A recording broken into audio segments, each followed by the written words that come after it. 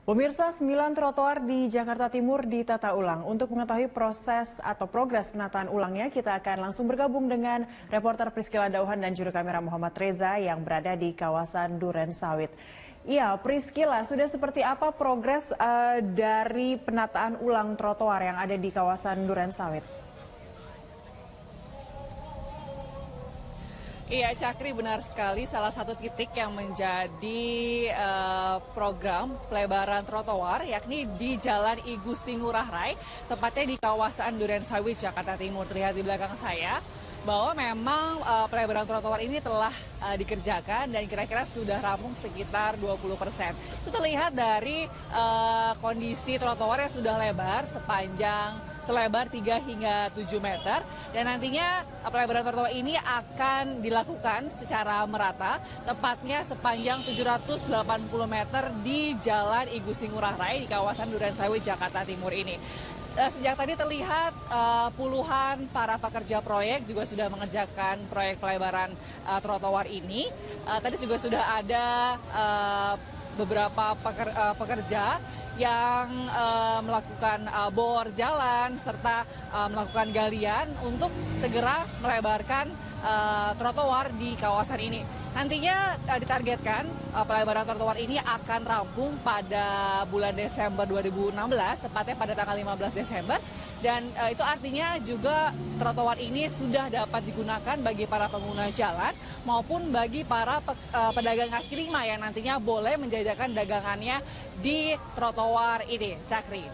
Ya, kalau dilihat dari gambar nampaknya proses penataan ini sedikit agak mengganggu pengguna jalan, khususnya pejalan kaki. Adakah tanggapan dari pejalan kaki yang biasa melintas di kawasan tersebut, Cila?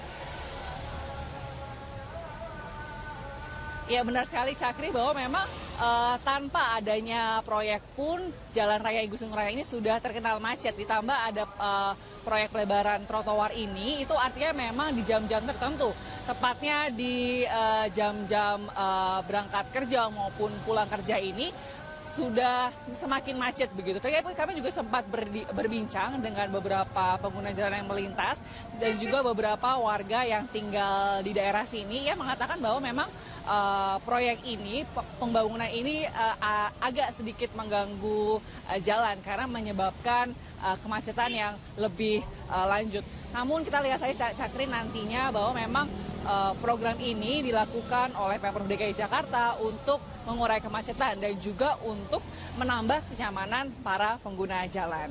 Cakri dan juga pemirsa, memang total panjang trotoar yang harus dibangun di DKI Jakarta mencapai 2.500 km. Pemprov memproyeksikan butuh waktu 50 tahun untuk menyelesaikannya, dan khusus untuk tahun ini Pemprov menganggarkan sekitar 250 miliar rupiah untuk proyek pembangunan dan penataan ulang trotoar di 48 lokasi di DKI Jakarta. Dan berikut sejumlah lokasi pembangunan dan penataan ulang trotoar di DKI Jakarta.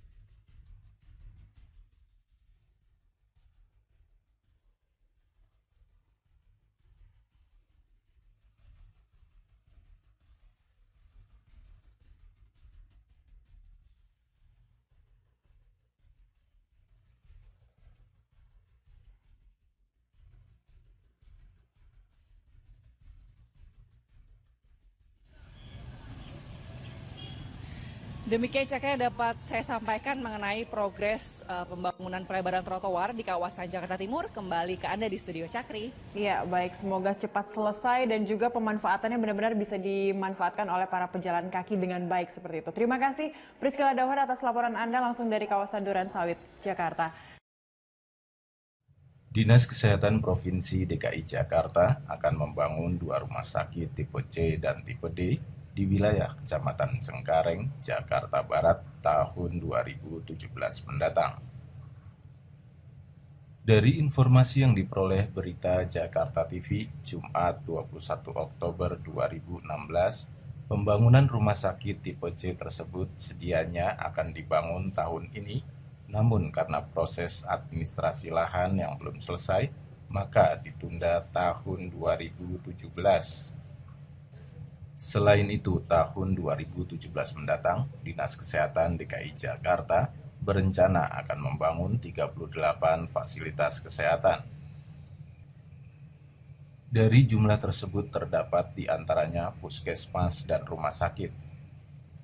Diharapkan dengan dibangunnya rumah sakit tipe C dan tipe D di wilayah Cengkareng dapat mengurangi beban pasien di Rumah Sakit Umum Daerah RSUD Cengkareng karena Cengkareng termasuk wilayah yang padat penduduk. Tahun ini kan kemarin tanahnya kita belum beres. Kita hanya bisa merencanakan kalau tanahnya itu sudah beres. Oh gitu. Itu untuk 2017 artinya untuk penyusunan anggaran UPA besok Masuk. Kita 2017 itu kalau nggak salah 38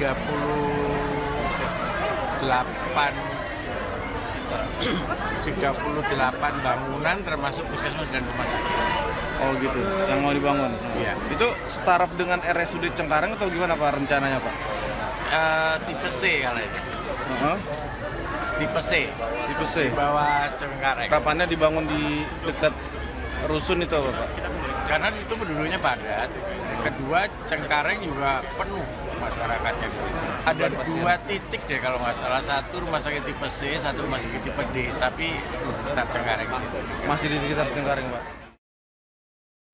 Diketahui jumlah pasien setiap harinya di RSUD Cengkareng cenderung meningkat hingga 600 pasien. Ratusan pasien tersebut merupakan pasien peserta Jaminan Kesehatan Nasional atau JKN melalui Badan Penyelenggara Jaminan Sosial BPJS Kesehatan. Dari Jakarta Barat, Desri Arvin memberitakan. Dinas Pendidikan DKI Jakarta kembali melakukan kerjasama pelaksanaan program Kartu Jakarta Mahasiswa Unggulan atau KJMU dengan puluhan perguruan tinggi negeri di Balai Kota DKI Jakarta, Jumat 21 Oktober 2016. Pada tahap kedua ini, sebanyak 30 perguruan tinggi negeri melakukan kerjasama. Sebelumnya, Dinas Pendidikan DKI Jakarta sudah melakukan kerjasama serupa dengan 26 perguruan tinggi negeri. Dalam tahun ini, Pemprov DKI telah menganggarkan dana untuk program Kartu Jakarta Mahasiswa Unggulan sebesar 2,7 triliun rupiah.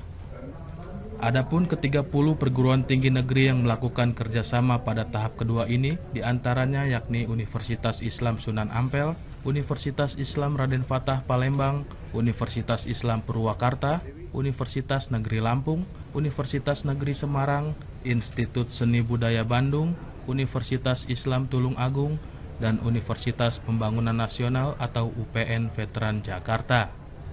Kita maunya seluruh perguruan tinggi negeri yang ada di negeri kita ini adalah partner kerjasama. Seluruh. Jadi orang Jakarta bisa milih kuliah di mana saja. Mau di Bandung, mau di mana. Kalau masalah uang kuliah yang berbeda-beda itu gimana Pak? Makanya nanti kita tadi sampaikan, kita akan sesuaikan nanti. Tiap kota berbeda. Misalnya Jakarta, kalau biaya hidup lajang sudah 2,5 juta, berarti dia setahun minimal harus 30 juta. Belum lagi untuk uang kuliahnya. Jadi kita harus sesuaikan. Intinya kita tidak ingin ada yang terputus. Jadi betul-betul yang rajin, kita ada seleksi dari SMP, SMA. Yang rajin, yang memang hatinya mau sekolah, kita harus biayain sampai tuntas. Sama seperti orang yang usaha kan. Kalau dia ada berhasil, jangan dihentikan. Kasih terus sampai dia jadi pengusaha besar. Bisa seperti budidaya yang kita sampaikan 80-20. Bahkan sekarang kita mulai temukan, banyak juga anak Jakarta pengen jadi santri di pesantren-pesantren baik di seluruh negeri. Tapi dia juga butuh biaya hidup kan di sana. Keluarganya tidak mampu. Dan kami juga lagi menyiapkan untuk membiayai mereka. Kita juga nanti akan kerjasama dengan pesantren-pesantren yang bersohor untuk bisa menampung anak-anak Jakarta. Jadi Pak Kadis akan. Dari Balai Kota DKI Jakarta, Bayu Suseno memberitakan.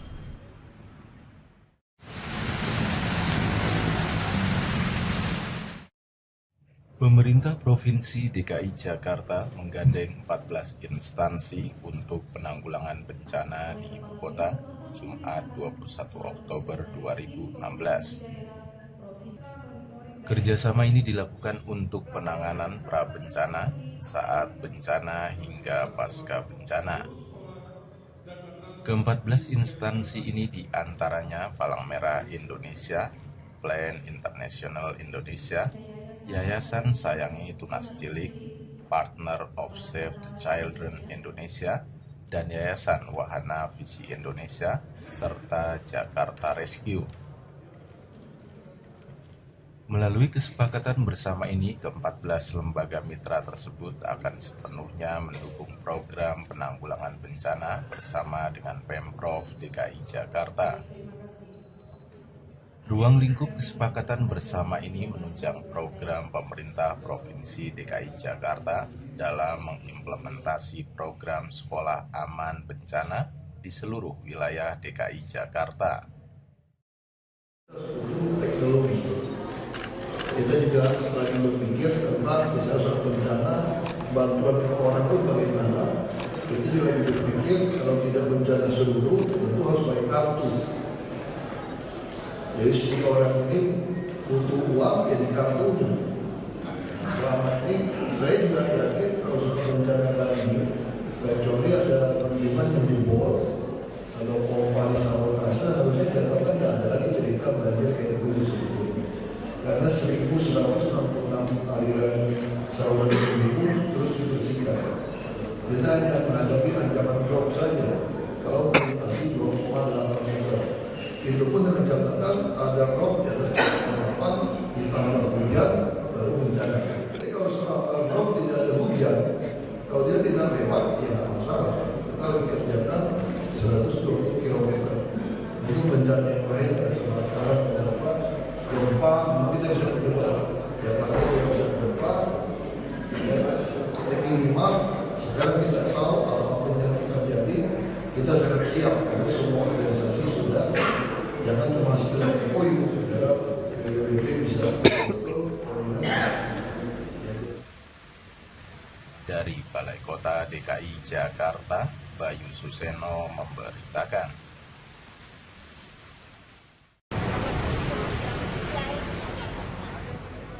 Gubernur DKI Jakarta Basuki Cahayapurnama meresmikan Taman Dipenogoro, Jalan Pangeran Dipenogoro, Senen, Jakarta Pusat, Kamis 20 Oktober 2016. Adapun lahan seluas 800 meter persegi ini sebelumnya merupakan stasiun pengisian bahan bakar umum atau SPBU dan juga kawasan pedagang. Taman ini pun sebagai penambahan sebagai ruang terbuka hijau atau RTH dan juga ruang interaksi warga sekitar.